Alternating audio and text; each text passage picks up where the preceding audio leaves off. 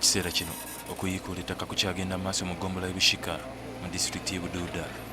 Kati wiiki 3 nga banoonya abafu oluvannyuma lw'ettaka okubumbulukuka so nga ennyumba 38 zaaziikibwa. Ssentebe wa disitulikiti y'e Buduuda Wilson Watira akakasizza nga bwe baakazuula emirambo 25. Emirambo gye tuwezezza era tuzizukuulayo bali ne bagimanya ne bagitegeera, buli muntu n'ategeera nti mulambo gwono ne bagiziika. So 25 twaziikulayo gyonna ne giziikibwa. Wansi tulowooleza nti wakyaliwo abantu nga 22 namba gye tuli okutambuliramu, era tusaba nnyo olw'okuba tukyeyongera.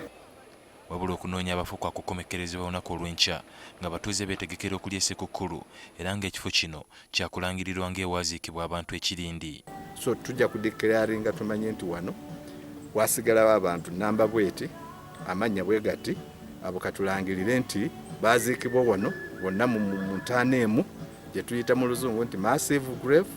Tumale tuyite ab'amadiini tujje tusabire emyoyo gyabwe, eyo topic tugiveeko, tuddeyo mu kugumya abantu mu mbeera ze balimu, tulabe nti embeera bazivaamu ez'okweraliikirira nnyo.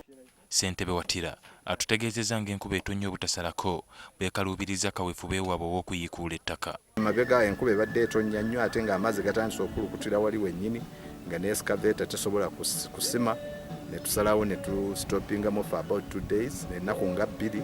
Naye kati wenjogerera wano okuva olwaleero ndi kutwala amafuta tugenda ate tweyongereko okusima.